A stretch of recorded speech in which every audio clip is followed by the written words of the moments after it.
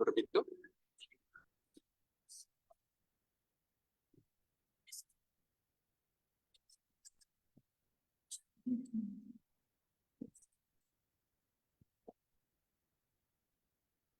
Nuevamente, muy buenas tardes a todos los asistentes de manera presencial o digital. Vamos a continuar con las actividades de la Academia Mexicana de Derecho Internacional Privado y Comparado. El día de hoy nos reunimos a esta hora en la mesa número 6 para dar continuidad con los trabajos y se denomina Derecho Internacional Civil y de las Familias. A continuación, haremos una semblanza de Alfonso Ortega Jiménez, quien nos presentará su trabajo acerca de los matrimonios por conveniencia en España, un viejo problema sin aparente solución. Alfonso Ortega Jiménez es doctor honoris causa por la Universidad Autónoma de San Sebastián de San Lorenzo, UAS, en la ciudad de San Lorenzo, Paraguay, a 6 de diciembre de 2022, y por el Instituto Interamericano de Investigación y Docencia en Derechos Humanos en la Universidad Juárez Autónoma de Tabasco, México 2021. Doctor en Derecho en el 2014, con calificación sobresaliente, cum laude por unidad, Premio Extraordinario de Doctorado 2018, licenciado en Derecho en el 2000 y máster en Comercio Internacional también por Universidad de Alicante 2001. Profesor titular de Derecho Internacional Privado de la Universidad Miguel Hernández de Elche, director del Observatorio Provincial de la Inmigración de Alicante. Vamos a escuchar un poco de su ponencia.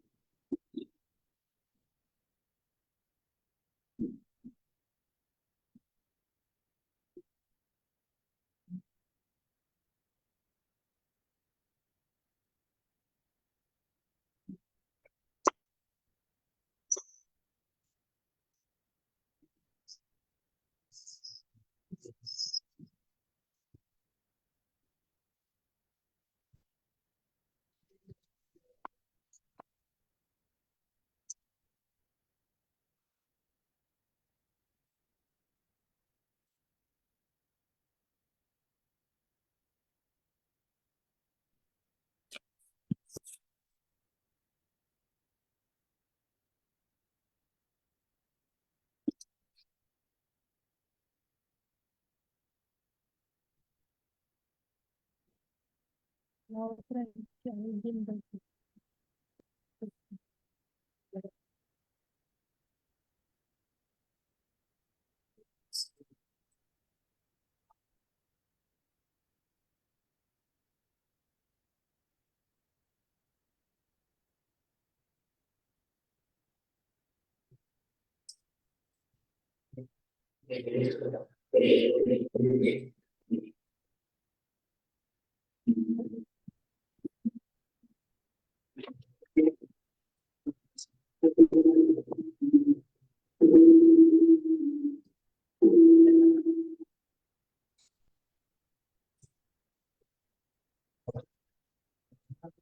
El problema no es eso. a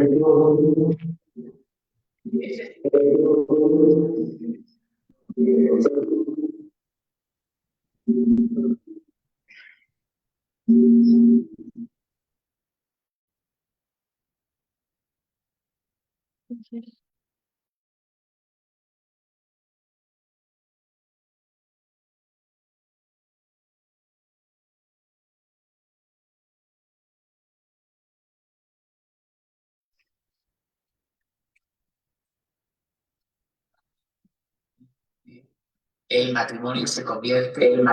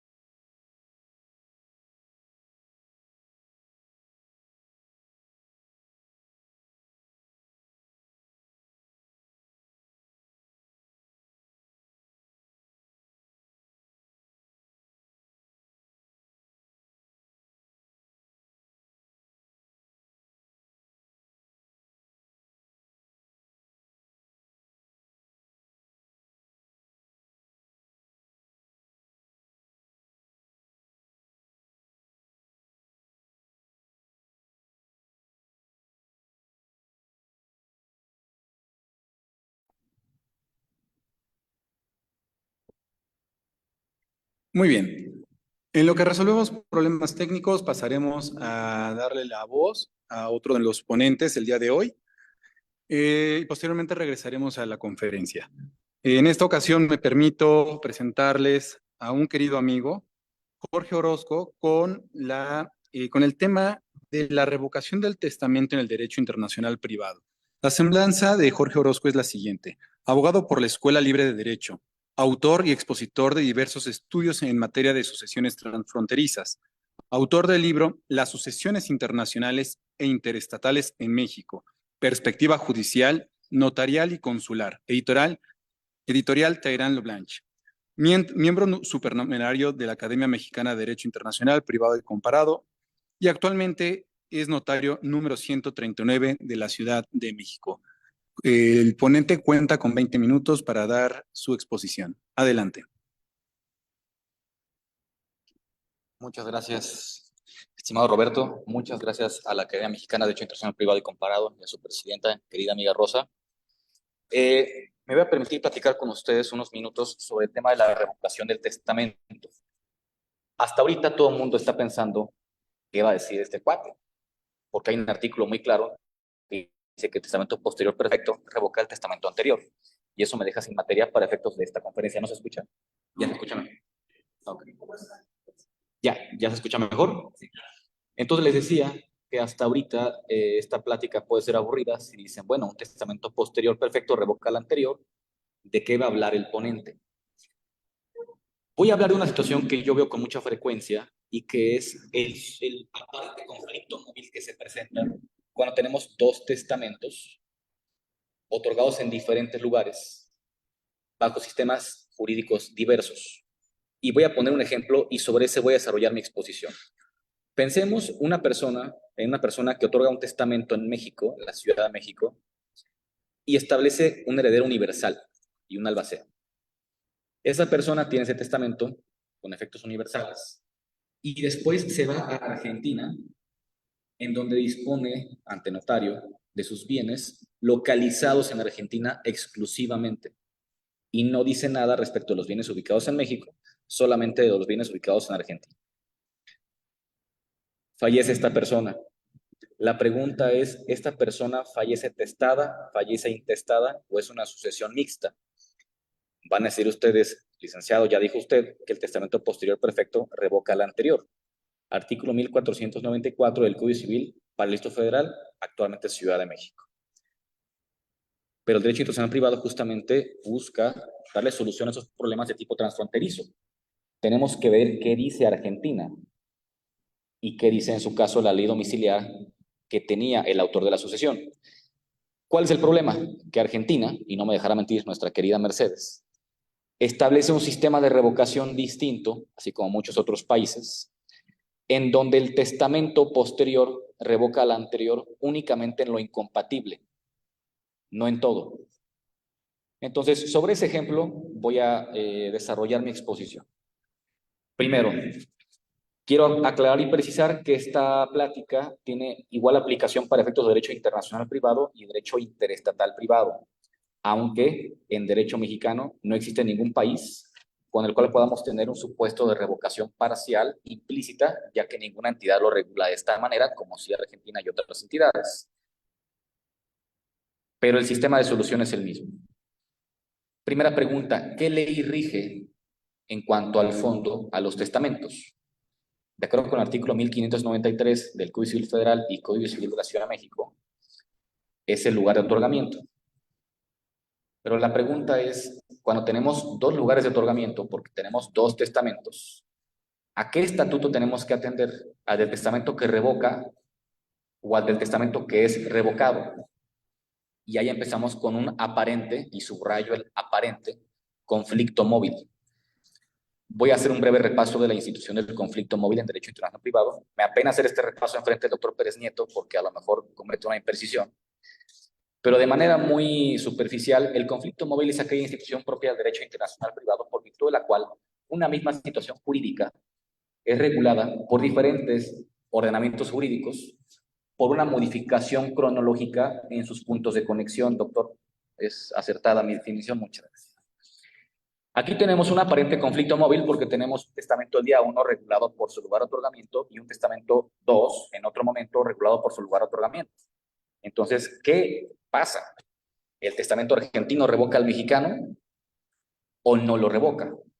Porque si atendemos al derecho mexicano, es decir, del testamento revocado o aparentemente revocado, se revoca una vez más 1494 por el posterior perfecto. Hay un testamento posterior perfecto y queda sin efecto como consecuencia, según derecho mexicano, el testamento argentino. Si atendemos al derecho argentino, solamente en lo incompatible. Y digo Argentina por poner un ejemplo, pero son muchos otros países que lo regulan de esa manera. Entonces, ¿hay un conflicto móvil o no hay un conflicto móvil? A eso vamos a llegar en unos momentos. Para eso tenemos que calificar esta situación. Y recuerden ustedes que la calificación, en mi opinión, es una de las instituciones y herramientas más relevantes para la solución de conflictos transfronterizos y es sobre la que menos tenemos regulación.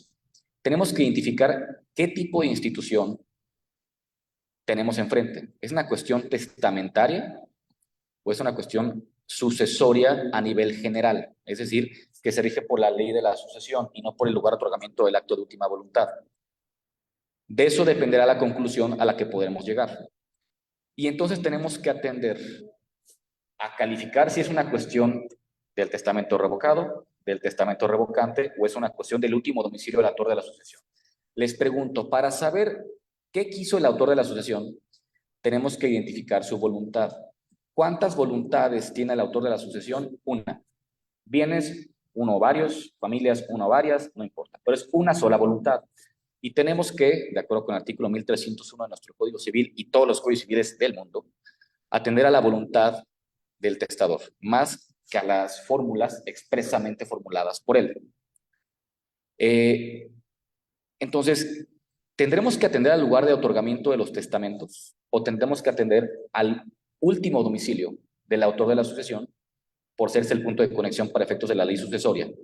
Y sobre eso ver qué dice el derecho vigente en ese lugar, el último domicilio, sobre las condiciones de revocabilidad. En mi opinión, esta es la respuesta correcta. Es decir, tenemos este ejemplo del testamento mexicano número 1, testamento argentino número 2. ¿A qué derecho tenemos que atender para saber si ese testamento 2 revocó total o parcialmente al testamento 1? A lo que diga, en mi opinión, el derecho de su último domicilio, que puede ni siquiera ser México ni Argentina, porque se entiende que es el lugar con el que el testador, ahora difunto, tenía puntos de conexión más estrechos y en función a eso decidió revocar o no revocar o ajustar de cualquier manera patrimonialmente sus disposiciones, en este caso testamentarias. Hasta ahí vamos bien, o bueno, yo creo que vamos medio bien.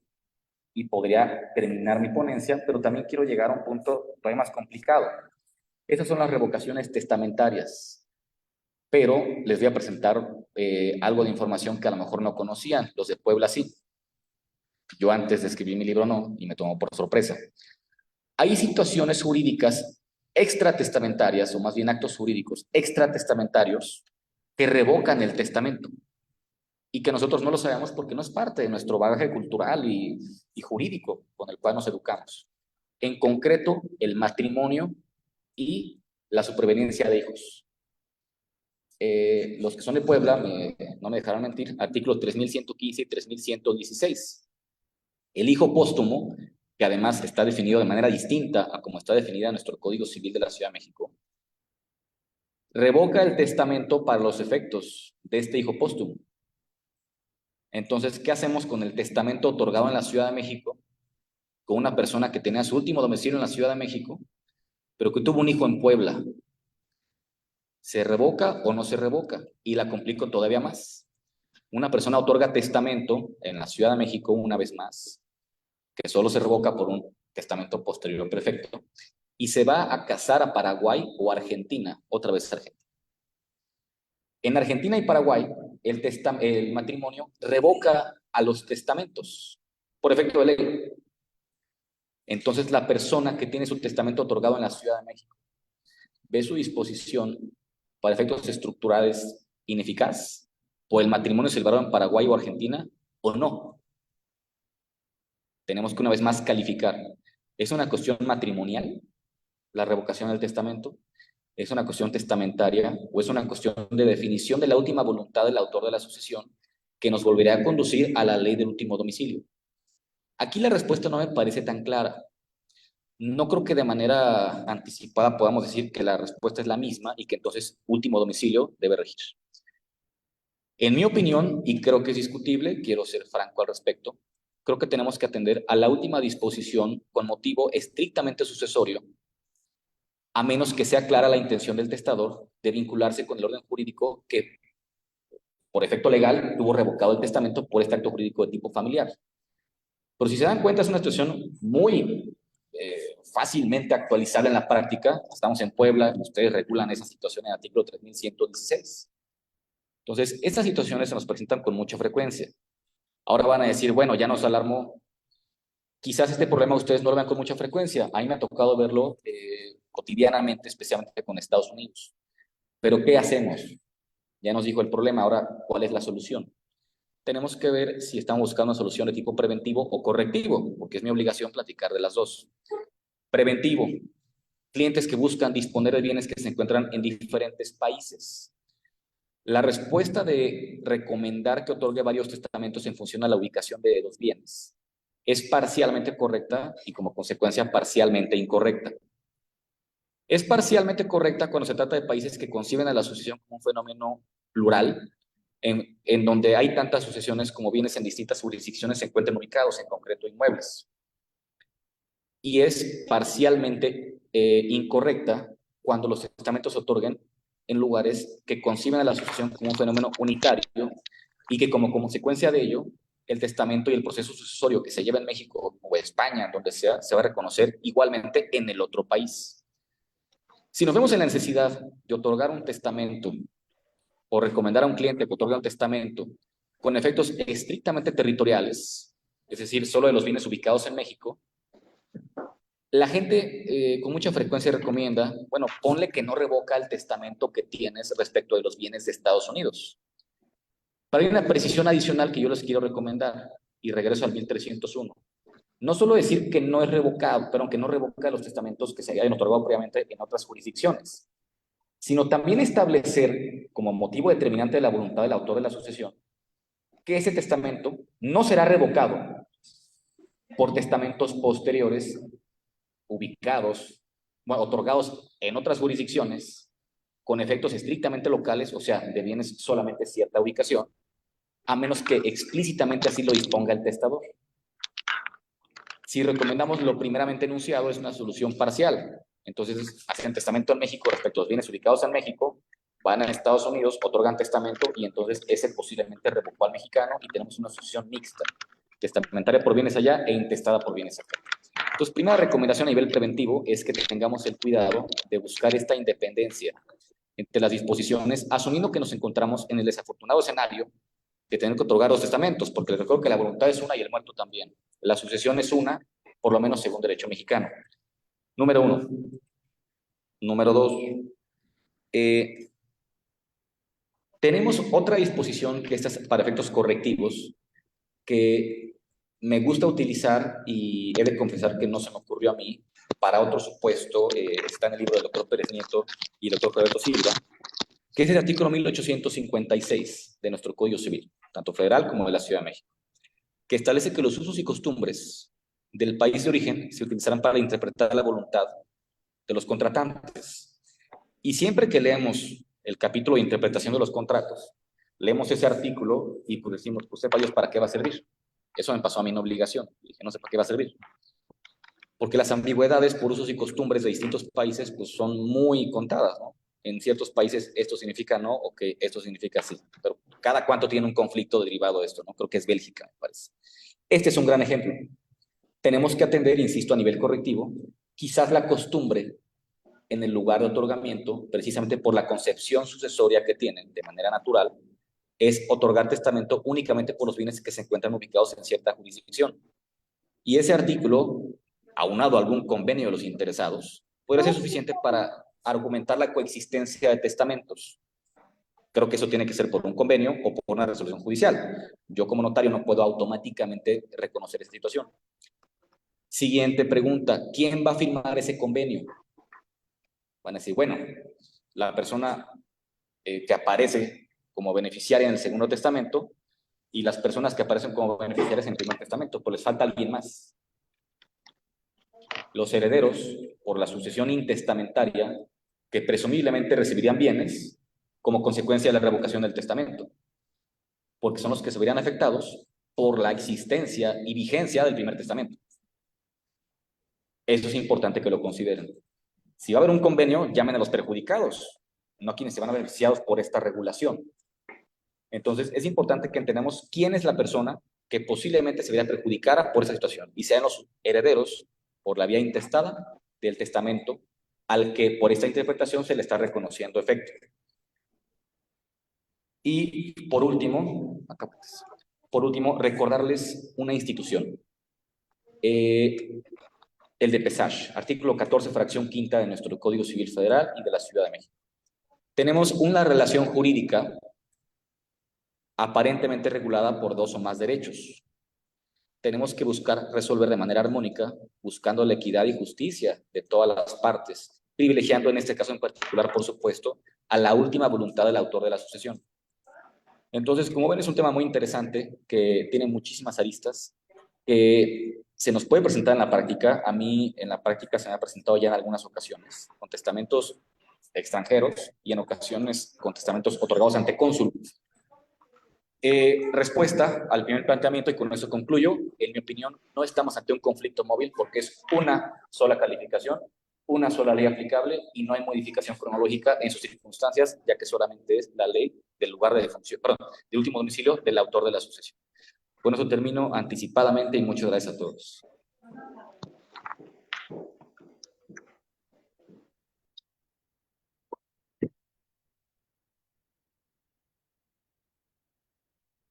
Muchas gracias, Jorge. Como siempre, temas demasiado interesantes y como siempre muy concretos.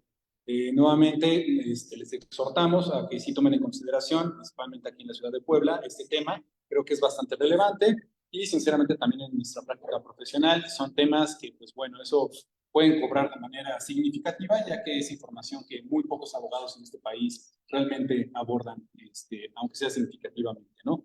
Bueno, vamos a pasar al siguiente ponente, o a la siguiente ponente. Presento a mi queridísima Roselvira Vargas Vaca. Voy a leer su semblanza curricular. Es egresada de la Facultad de Derecho de la Universidad Nacional Autónoma de México, especialista en Derecho Internacional Público y maestra en Derecho por la División de Estudios de Posgrado de la UNAM. Estas últimas con mención honorífica. Cuenta con estudios de doctorado en Derechos Humanos, actualmente es doctora en Derecho, diplomada en formación docente y en formación de investigadores. Profesora en la Facultad de Derecho de la UNAM, Universidad Motolinia del Pedregal y Universidad de Anáhuac, México, en las materias de Derecho Internacional Público, Derecho Internacional Privado y Derecho Internacional de los Derechos Humanos. Miembro de número y vicepresidenta de la Academia de Derecho Internacional Privado y Comparado, cuenta con publicaciones de diversos artículos y cooperaciones en libros. Dictaminadora en el Boletín Mexicano de Derecho Comparado y de la revista Cuestiones Constitucionales, ambas del Instituto de Investigaciones Jurídicas de la UNAM. Abogada postulante en temas de litigio internacional y actualmente es presidenta de la Academia de Derecho Internacional Privado y Comparado, quien nos iluminará con su tema titulado Los retos para la protección de la niñez en el contexto de los conflictos armados, una mirada desde el derecho internacional privado. La ponente, de igual manera, cuenta con 20 minutos. Muchísimas gracias, Roberto. Agradezco también enormemente a los miembros de la Academia Mexicana de Derecho Internacional Privado y Comparado y, por supuesto, a todos ustedes por estar presentes y, por supuesto, a aquellas personas que nos acompañan a través de la plataforma Zoom. Jorge, ¿te puedo pedir un favor? ¿Puedes presentar en PowerPoint? Sé que puede resultar algo complejo hablar de este tema, considerando mayormente que cuando hablamos de conflictos armados, estamos hablando de un área que tiene que ver con el derecho internacional público.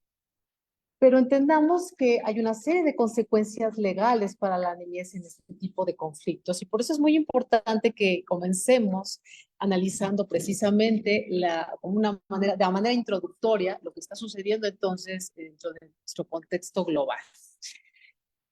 A nadie nos queda duda que actualmente, vamos, a lo largo de la historia, tenemos un número importante de conflictos armados que han trascendido tanto fronteras internacionales como las propias fronteras nacionales de los estados.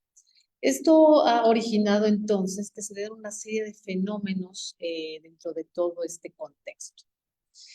Quizás los que nos han llamado mayormente la atención han sido los conflictos que se están sucediendo en ciertas zonas del mundo, pero el motivo por el cual opté por meterme a este tema, debo decirlo honestamente, fue el conflicto entre Rusia y Ucrania, sobre todo porque en un momento dado se habló de las adopciones que se estaban dando en la Federación Rusa. Entonces, a través de este recorrido, eso es lo que pretendo, analizar cómo es que el derecho internacional privado está impactado por lo que está sucediendo en estos contextos de conflictos armados a nivel global. Les decía, llama la atención las barbaries que han acompañado a la historia de la humanidad en temas de conflictos armados. En un momento dado se le solicitó a esta pequeña niña que dibujara cuál era su entorno. Fue muy dramático ver esta imagen pequeñita, ¿verdad? Que estaba viendo cómo estaba siendo bombardeada su ciudad en donde ella habitaba. La niña tiene 11 años y esta publicación la hizo el diario español El Independiente el pasado 25 de marzo del año pasado. Tendríamos que analizar cuáles son los conceptos preliminares para poder entender el tema que pretendo abordar. A ver, primero partamos de lo que se denomina el derecho internacional humanitario. Hablar del derecho internacional humanitario implica que se requiere una regulación para tratar entonces de limitar todos aquellos efectos negativos, ¿verdad?, que genera un conflicto armado. ¿A quiénes pretende proteger los conflictos armados? Por supuesto, y principalmente a las personas que no están inmersas dentro de ese problema, desde ese propio conflicto. Pero también ha sido necesario regularla desde la perspectiva de aquellas personas que están realizando como tal los actos bélicos, es decir, los combatientes. La idea es entonces tratar de limitar de cualquier forma todas las barbaries, decíamos, de la guerra y sobre todo tratar de desarrollar los métodos de la guerra. Por otra parte tenemos los derechos humanos. Sabemos que estos derechos son inherentes a la persona, independientemente de la raza, origen, nacionalidad, color, religión, en fin. Cualquiera de ellos, ¿verdad?, se supone que son intrínsecos a la persona y por ende son progresivos, son indivisibles, son interdependientes. Y va a aparecer una tercera rama que es el derecho internacional de los derechos humanos, el cual ha creado un importante entramado de convenios internacionales que lo que hacen es, digamos, reforzar los derechos humanos que algunos estados han decidido adoptar para obligarse y tratar entonces en la medida de lo posible maximizar, por decirlo así, o potencializar los derechos humanos, que a lo mejor dentro de un contexto de derecho interno tienen el derecho internacional. Entonces, público, lo que va a hacer exactamente en este tipo de temas es, repito, maximizar esos derechos. ¿Como cuáles? Pongo algunos ejemplos que tienen que ver mucho con nuestra materia de derecho internacional privado, como el derecho de los niños para poder recibir alimentos, el derecho a una familia, y el derecho a la protección, ya sea bajo algunas de las instituciones que ya conocemos. Lo que ha sucedido en los temas de conflictos armados, todos quizás hemos escuchado los famosísimos convenios de Ginebra. Les decía, necesitamos proteger a las víctimas, a heridos, a enfermos, aliviar la suerte de estas personas, hablar de los prisioneros de guerra, pero también es importante delimitar el ámbito de aplicación. porque en los protocolos adicionales lo que vemos es la protección de víctimas, ya sea en un contexto de conflictos armados internacionales y por el otro los conflictos armados que no tienen como tal un carácter internacional. Ahora bien, llama la atención porque en el 2004 la Comisión de Derecho Internacional de la Organización de Naciones Unidas decidió incluir un programa de trabajo sobre los efectos de los conflictos armados en los temas de tratados internacionales. Se estuvieron realizando, como suele suceder en la comisión, varios relatores, varios proyectos, y en el 2011 decidieron aprobar por lo menos 18 artículos y un anexo, así como una serie de comentarios. Vamos.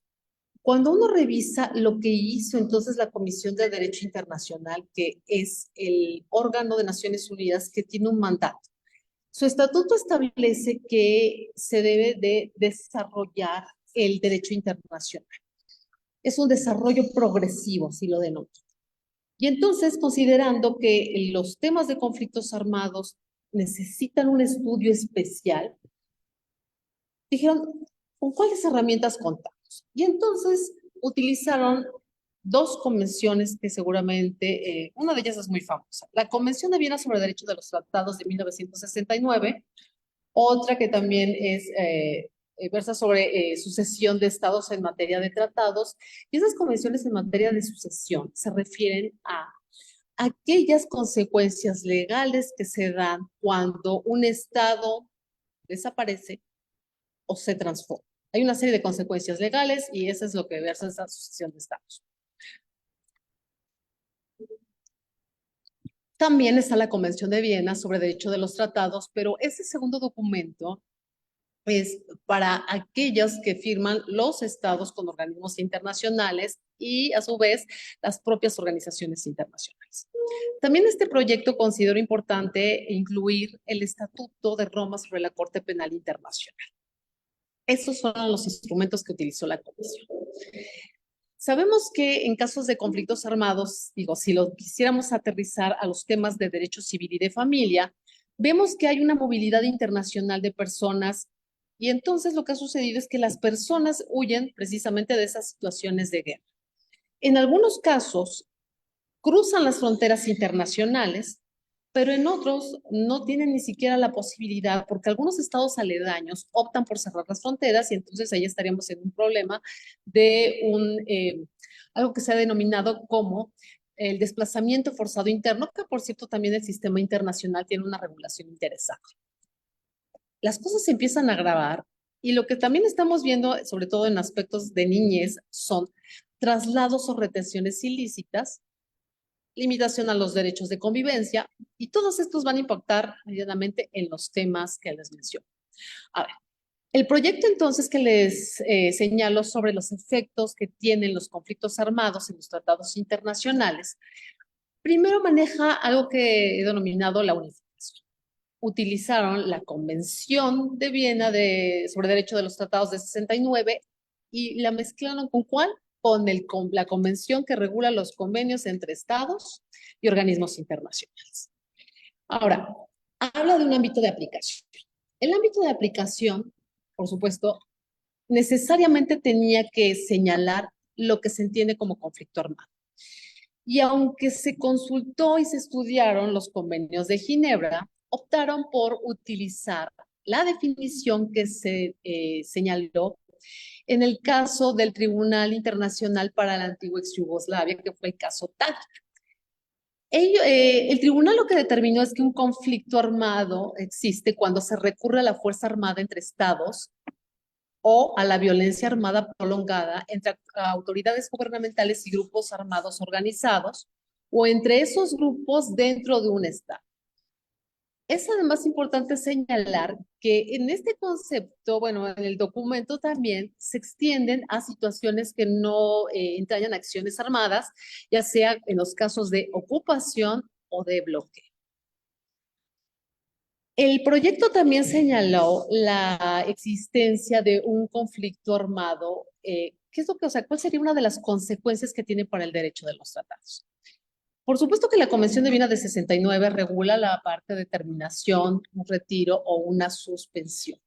Pero aquí lo interesante es cómo se va a interpretar y cómo se va a utilizar este criterio de salida, terminación o suspensión del tratado internacional. Y ellos optaron por hacer un listado de aquellos factores que se pueden considerar pertinentes para estos supuestos. Y estableció 3. Dijo, es importante que tomes en cuenta la naturaleza del tratado, es decir, materia, objeto, fin, contenido, incluso hasta el número de partes que están dentro de un tratado. La segunda característica se refiere a las características en sí de este tipo de conflictos. Es decir, si ese conflicto armado se extendió en la totalidad del territorio, podríamos estar entonces en una situación en donde resulta pertinente, en este caso, incluso dar por terminado el tratado. Tenemos que analizar la escala de violencia que se está presentando, la intensidad y la duración del conflicto. También el último criterio es qué pasa con el caso de los conflictos armados no internacionales y los grados de participación externa, porque por supuesto se podrán imaginar que en algunos casos lo que se han encontrado es financiamiento de algunos gobiernos que les gusta mucho incidir en temáticas internas. Y algunos de ustedes me dirán, ¿dónde está el derecho internacional privado? Créanme que ya nos estamos acercando a esto. La comisión también determinó que era importante que hay tratados a los cuales se les tiene que seguir aplicando las normas regulatorias de los tratados, y en las materias en donde puso énfasis fue precisamente en los temas de derechos humanos, tratados en materia de comercio, amistad, relativos a conflictos, arreglo pacífico de controversias, derechos privados, derecho del medio ambiente y justicia penal. La intención entonces es que se pueda dar por terminado en todo caso un tratado internacional, pero aquí creo que esta es la diferencia importante con la Convención de Viena de 69, porque cuando se manifiesta por parte de un Estado su intención de suspender la aplicación del tratado, darlo por terminado o retirarse, va a tener que notificarle al depositario, quien se va a encargar entonces de difundir dentro de los países signantes las observaciones necesarias para que en un plazo razonable estos formulen las objeciones a esa notificación. Es decir, aquí la diferencia importante es, no basta que hagas una declaración unilateral en donde digas doy por terminado el tratado. Las demás partes en ese convenio necesitan forzosamente revisar precisamente la naturaleza de esta salida. También prevalece algo que se le denominó como principio de aplicación, en donde dice no vamos a dejar de lado los principios de derecho internacional consuetudinario y el principio que rige en materia de derecho de los tratados, que es el principio de buena fe. Al término del conflicto internacional, lo que establece este proyecto es la posibilidad del restablecimiento de una vigencia si es que se aludió en el texto del tratado, o bien si hay la posibilidad de reanudar esos tratados que se suspendieron, y en esos casos tiene que haber, por supuesto, una solicitud, no solamente del país que estuvo en la contienda armada, sino también por otros estados. Y llegamos al caso que quería mencionar y que dio origen a lo que creí pertinente abordar en este seminario. Resulta que tenemos una convención que es la Interamericana en materia de alimentos, la cual es de 1989 y que entró en vigor en 1996. Esta convención alude a 3 aspectos: la determinación del derecho aplicable a las obligaciones alimentarias, la competencia y los mecanismos de cooperación internacional, porque recordemos que hay un acreedor y hay un deudor alimentario que generalmente tiene su domicilio en distintos países. Bueno, sorpresa. Ucrania firmó esta convención el 15 de junio del 2021. Lo firmó a través de una adhesión y depositó su instrumento el 29 de octubre de ese mismo año, días antes de que fuera invadido por Rusia.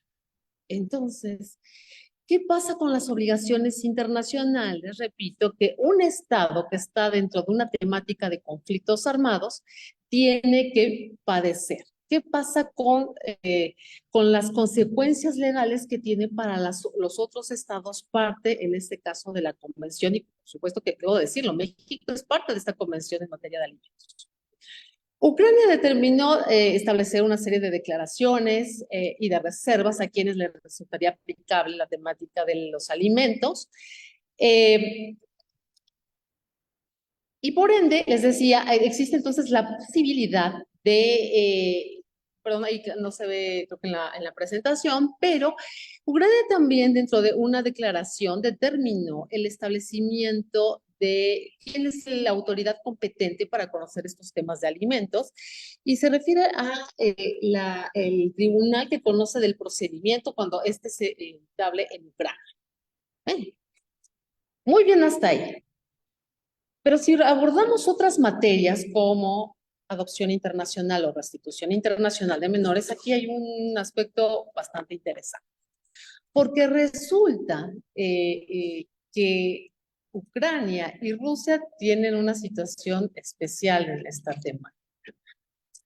Hay una serie de, digamos, de factores que nos tendrían que llevar a preguntarnos qué sucede en el caso de Ucrania dentro del sistema interamericano. Ellos podrían argumentar que no pueden darle cumplimiento a esta convención toda vez que están dentro de un conflicto armado. La respuesta sería sí. ¿Existen causales? Sí. Y quizás la más importante que tendríamos que resaltar es que están dentro de las características del conflicto armado, que si ustedes recuerdan es uno de los factores que señala como una causa entonces de terminación. Ahora, si salto de esa convención en materia de alimentos y voy a los aspectos que tienen que ver con adopciones internacionales, les decía, ni Ucrania ni la Federación Rusa firmaron los convenios en esa materia.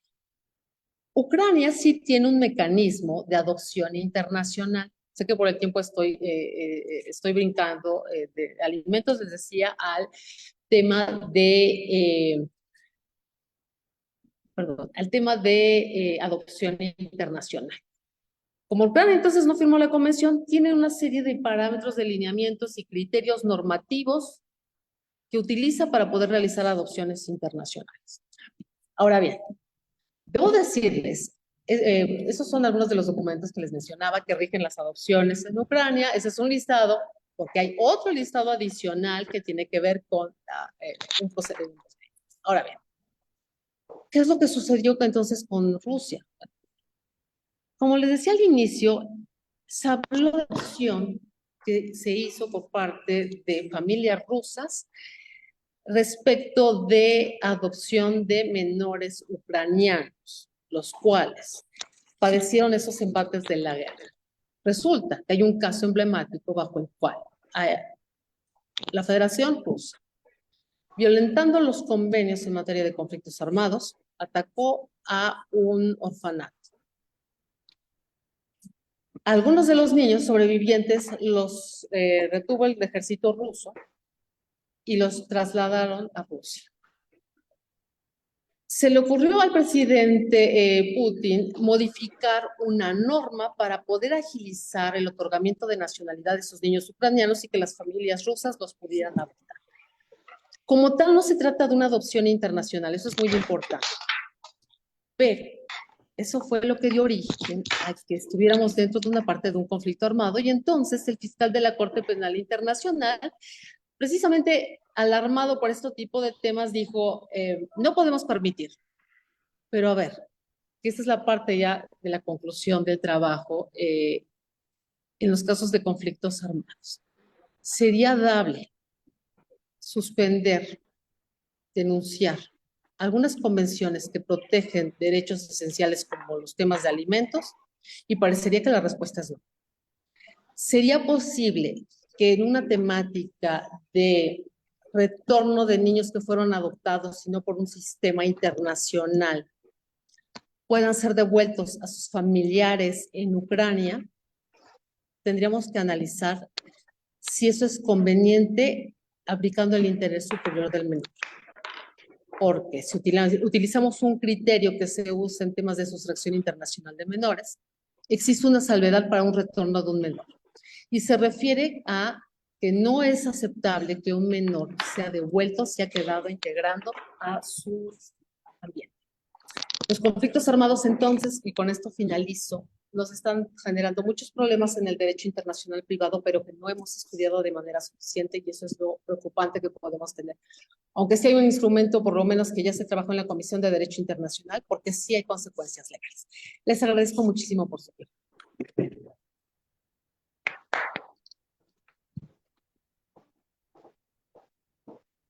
Ay, no, no. Muchas gracias, doctora. La verdad es que, ¿qué les puedo decir? A mí también me encanta mucho el tema de derecho internacional humanitario y siempre les digo a todos mis alumnos, ¿no? Este tema, quieran o no, va a repercutir el día de mañana en todas las nuevas generaciones. Tal vez ustedes el día de mañana tendrán hijos, nietos árabes o de otra índole, ¿no? Entonces, este tema definitivamente no es ajeno al derecho internacional privado. Bueno, procederemos nuevamente a la ponencia del doctor Alfonso Ortega Jiménez. Escuchémoslo.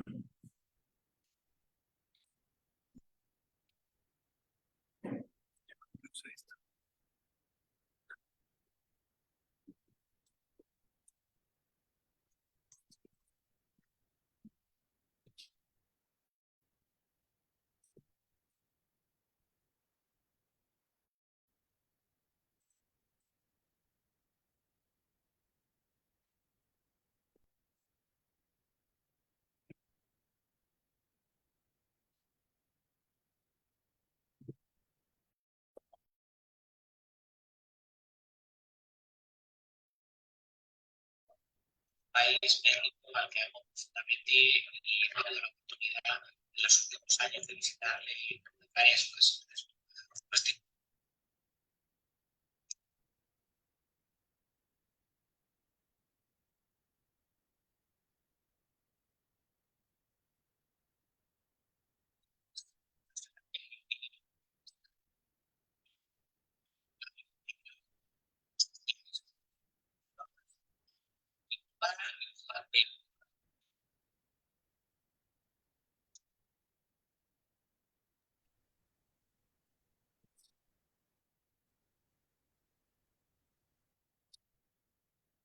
para el marco de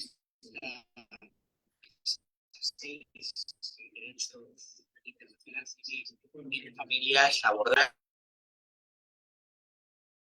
de los matrimonios por conveniencia.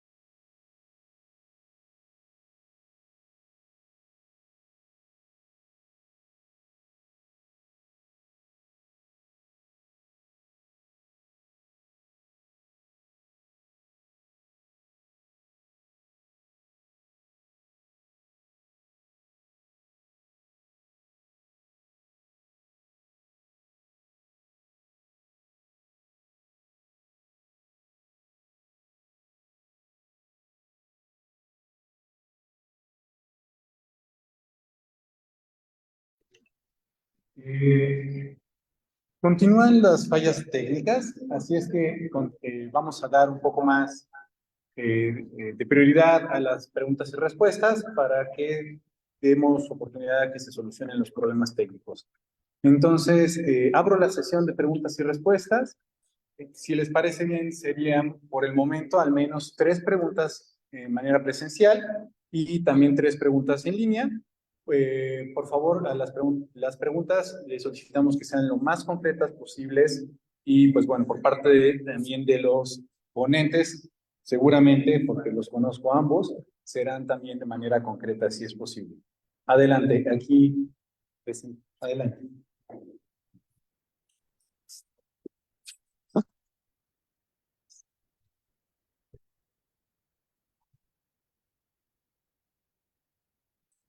Esta pregunta es para Jorge. Jorge, ¿qué pasa? O sea, ya que pusiste la idea de la Argentina, ¿qué pasa con la legítima en caso de que, o sea, si hay testamento, se toma el testamento, aunque sea el último, el primero, o si no hay testamento, por ejemplo, en Europa, que tienen una legítima en 30%, ¿qué pasa con eso?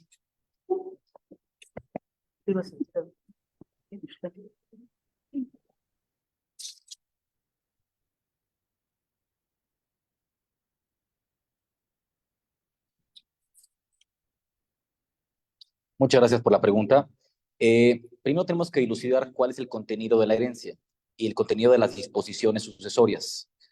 Lo resolveremos con los métodos que acabo de enunciar. Ya determinado quiénes son herederos o si no hay herederos, veremos si hay legítimas o no. Porque, por ejemplo, en los países que regulan las legítimas, no existe legítima en las intestadas, porque hay una asignación vía intestamentaria para los beneficiarios.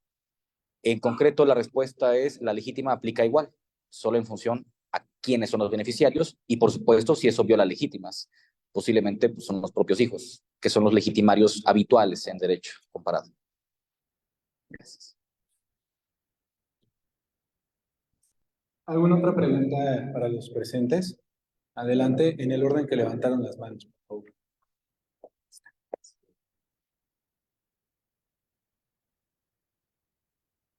Perdón, gracias. También es hacia Jorge. Y quisiera entender, me gustó mucho esta parte en donde nos expones que una es la voluntad y que así es como debemos de interpretar los múltiples testamentos, porque además me viene a la mente el tema práctico de alguien le dice a un cliente hay que otorgar testamento en cada país. Y recientemente pues me toca ver uno en donde en España lo extendió el 10 de mayo y en México el 12, porque que viajaba a México y entonces, pero no hacen esa aclaración que uno, es más, cuando llega a México, lo primero que lees en el testamento es y manifiesta que otorgó testamento en España hace 2 días, ¿no? Pero no dice que lo que queda en España se rige por el español y lo que queda en México, te das cuenta, cuando uno lo lee, te das cuenta que eso es lo que quiso decir el testador, pero no lo dijo, porque es la razón natural de otorgar dos testamentos tan pegados, ¿no? Y que además en el segundo manifiestas lo del primero, ¿no? Y la realidad es que también te das cuenta que su voluntad era precisamente esa, que cada uno de los testamentos rigiera en un territorio, ¿no? Entonces, ¿cómo podemos llegar a esa parte que manifiestas sin llegar a la conclusión jurídica de que el de mexicano revocó el español y así nos debemos de regir, ¿no?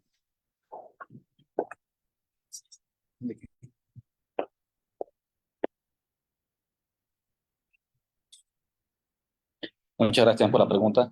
Desafortunadamente tenemos aquí un artículo que es el 739 del Código Civil Español.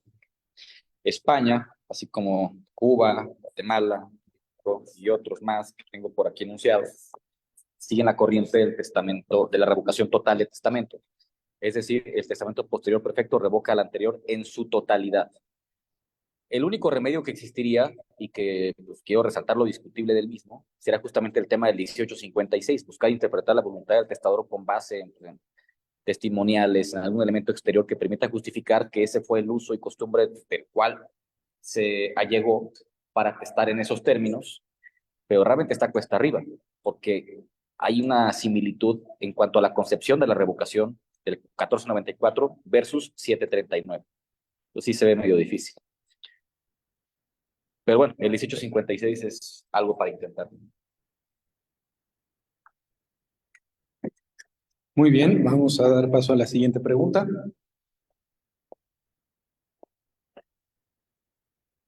Muchas gracias. Naturalmente, lo primero, pues felicitarte por tu plática.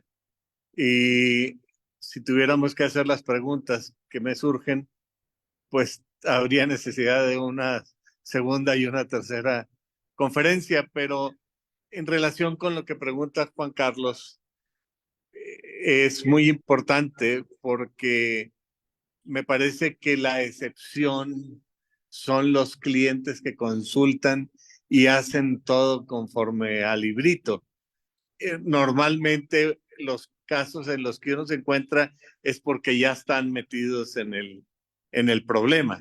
En este sentido, la pregunta que yo te haría dos preguntas sobre el mismo. En primer lugar, ¿cómo fijas la competencia?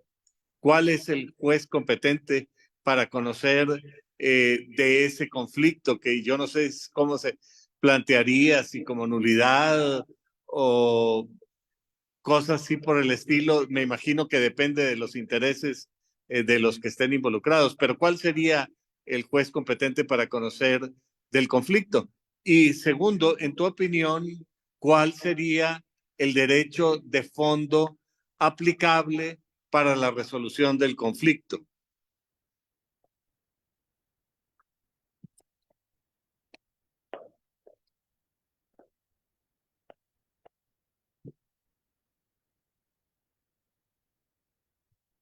Gracias. También gracias por las preguntas. Voy a ser muy concreto. Número uno, en cuanto al tema de competencia territorial, en tanto no entre en vigor nuestro nuevo Código Nacional de Procedimientos Civiles y Familiares, artículos 156 del Código de Procedimientos Civiles Local y 24 del Código Federal de Procedimientos Civiles, que no tendrá realmente aplicación para temas sucesorios, pero 156. Entonces tenemos último domicilio, a falta de ubicación de bienes y si no lugar de defunción. Entonces, el hecho de la coexistencia de dos o más testamentos, fideicomisos testamentarios, lo que sea, no modifica el hecho de que estamos ante una situación sucesoria. Y entonces es una sucesión testamentaria que tiene que ventilarse según los criterios de competencia territorial en nuestro Código de Procedimientos Civiles, aún vigente, 156. No me acuerdo si fracción quinta o sexta, pero por allá. De la primera pregunta. De la segunda, sobre cómo se ventila y cuál es la ley aplicable al fondo, se ventila como un procedimiento sucesorio testamentario. Es decir, ya tenemos dos más testamentos, pero para efectos de la ley aplicable y del tipo de proceso que tiene que ventilarse, es lo mismo que si fueran dos testamentos nacionales. Un sujeto otorga testamento ante notario de la Ciudad de México el día 1 y el día 2 otorga testamento ante notario de la Ciudad de México distinto. Entonces, es un procedimiento sucesorio normal que atiende a sobre cuál es el último testamento. Sí, según la entidad, es posible que de manera adicional se requiera un reconocimiento judicial del testamento, ya que muchas disposiciones así lo prevén. Por ejemplo, me parece que Estado de México no, si es que no estoy equivocado, pero en cuanto a la parte procedimental sería únicamente pues, un sucesorio y el juez al momento de reconocer el testamento pues, que debe imperar la sucesión hará esta calificación sobre cuál es el vigente. Y el derecho aplicable es en cuanto a las... yo distingo, y siempre he distinguido en cuanto al tema sucesorio, las cuestiones estrictamente testamentarias se van a regir por el derecho de otorgamiento del testamento. Por ejemplo, si hay un derecho de acrecimiento automático, como existe en España, entonces eso se va a regir según derecho del lugar de otorgamiento. Las cuestiones sucesorias, por ejemplo, si hay derecho preferencial por la generación de cuotas, si hay cuotas legítimas, o en general aspectos que vayan atendiendo a la sucesión y que requieran tratamiento único, si será según la ley del último domicilio, que bueno, eso también es bastante discutible, porque no tenemos una norma conflictual clara, por lo menos no en la Ciudad de México ni en Puebla, que haga referencia a la ley aplicable para el caso de sucesiones. Únicamente hace referencia al estado de capacidad de las personas por último domicilio, según Puebla, por Ciudad de México, según nuestro Código Civil local, y por último domicilio, según Código Civil federal. Entonces, eso ya merita otra plática, pero en principio sería otorgamiento según testamento y último domicilio, en mi opinión. Perdón, se me quedó una tercera pregunta.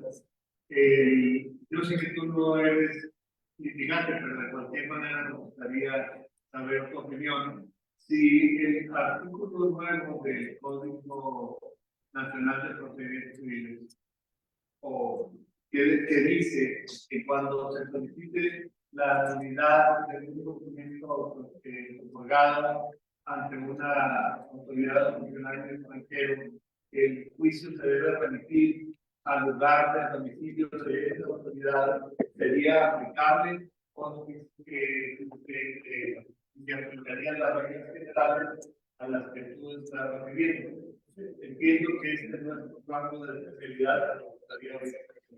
Tenemos que siempre distinguir ineficacias estructurales e ineficacias funcionales.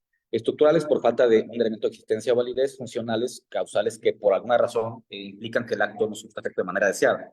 Desistimiento, revocación, rescisión, no sé, una terminación anticipada por un caso fortuito, por causas de previsión, etc.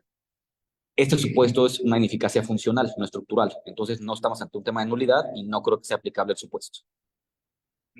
Gracias. Para los asistentes en línea, damos la oportunidad de realizar preguntas en caso de que las hubiera. ¿Alguien tiene alguna pregunta en línea?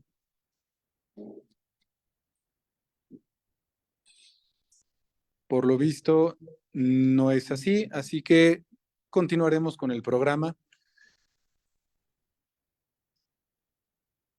En este momento, debido a las fallas técnicas que presentamos, le ofrecemos una disculpa al doctor Alfonso Ortega Jiménez y nos ofrecemos a subir el video correspondiente de su ponencia en la página oficial de Internet, así como divulgar nuestras redes sociales, con la finalidad de que puedan visualizarlo posteriormente y pues definitivamente muy interesante. Vamos a continuar también con el programa en ese sentido y damos por concluida la sesión de la mesa número 6.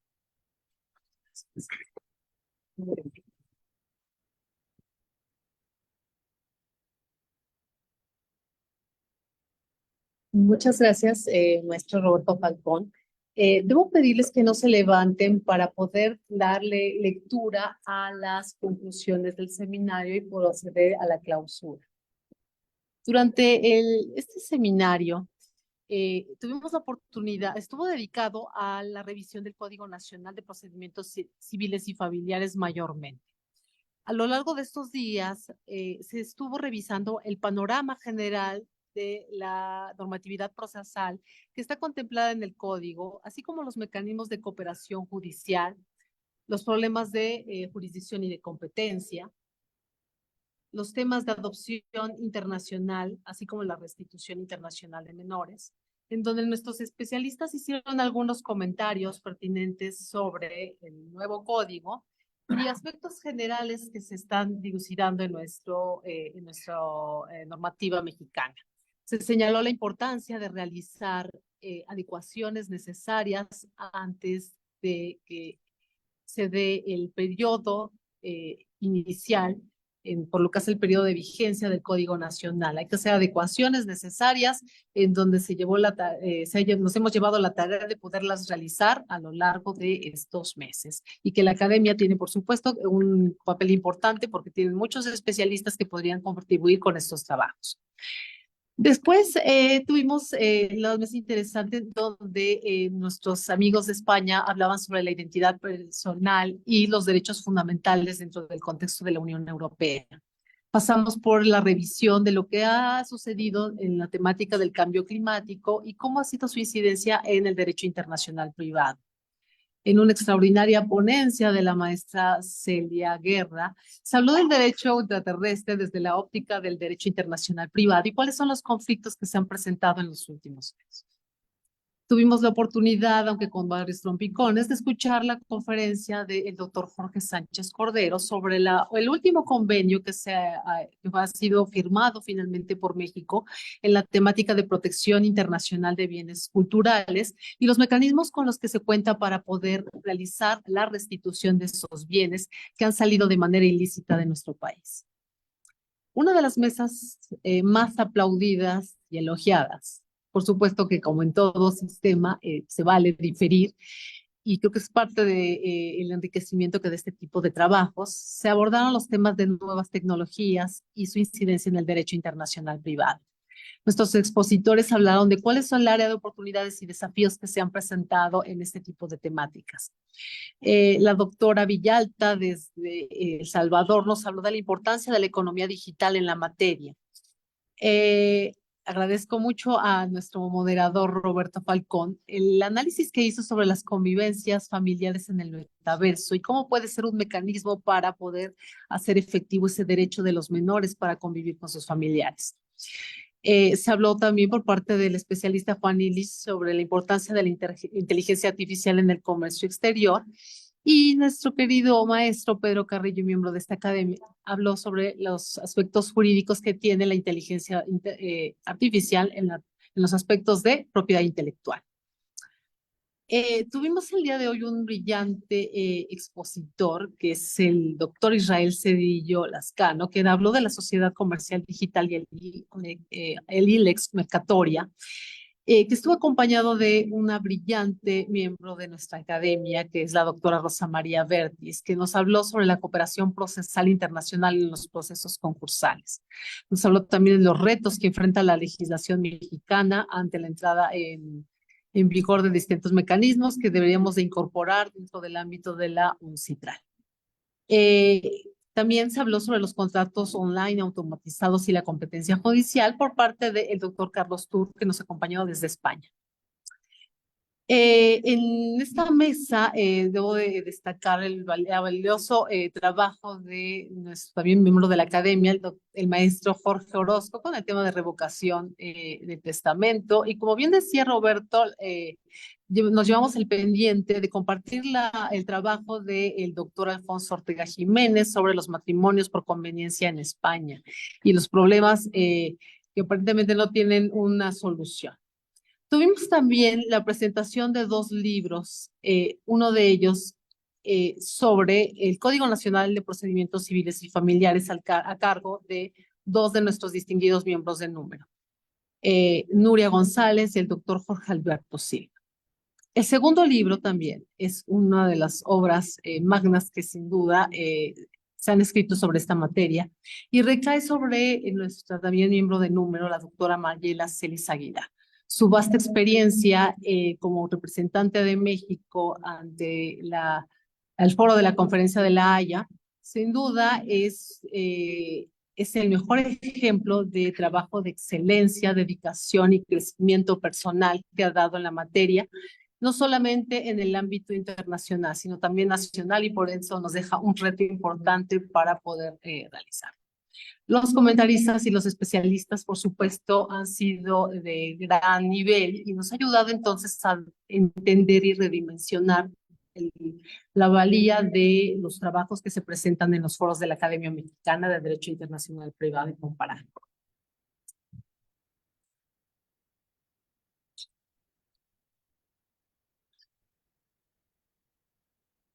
Honorables académicos, distinguidos invitados y participantes del 46º Seminario Anual de la Academia Mexicana de Derecho Internacional Privado y Comparado.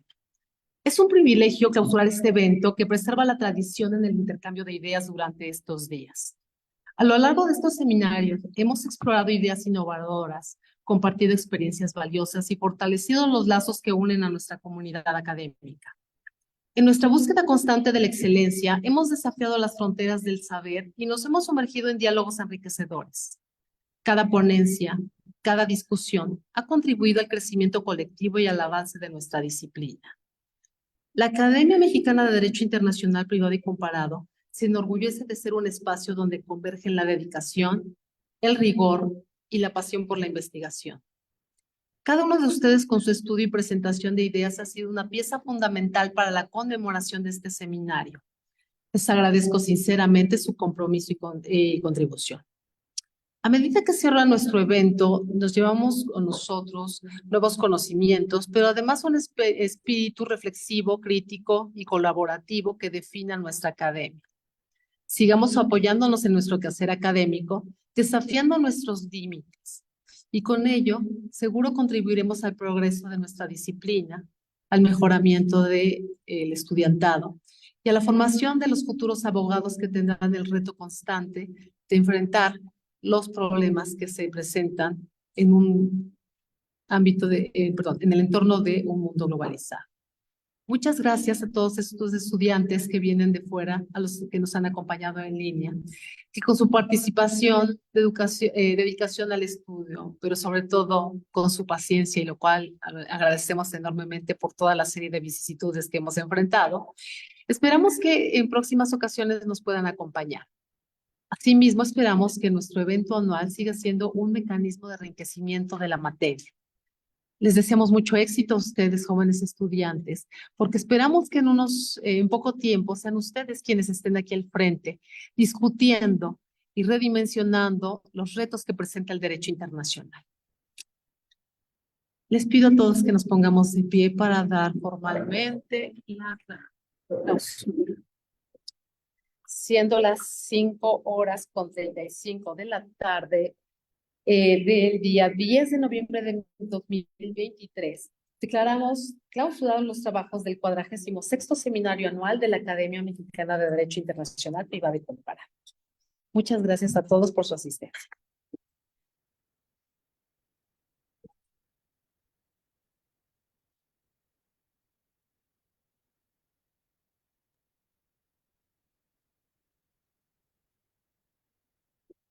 No, muchas gracias. No puedo dejar de obviar la gratitud enorme de dos jóvenes y brillantes abogadas que han llevado sobre sus hombros el desarrollo de los trabajos del seminario. Quiero agradecer enormemente a la licenciada Ana Karina Tejada y a la licenciada Marta Álvarez por todo el trabajo que han realizado durante meses de trabajo. Muchas gracias a ambas, porque sin su colaboración este seminario no se hubiera podido realizar. Valoramos enormemente su trabajo, su esfuerzo y dedicación. No se trata de estudiantes, no lo digo en un ámbito de demérito. Me refiero a dos abogadas exitosas, una de ellas directora de la Secretaría de Relaciones Exteriores en materia de Derecho Privado, y por supuesto a otra joven abogada gigante del despacho, Rendor Daniel, que ha realizado también un trabajo magnífico. Muchas gracias a ambas, nuestro reconocimiento, nuestro cariño por todo el trabajo que han realizado sus profesores. Muchas gracias.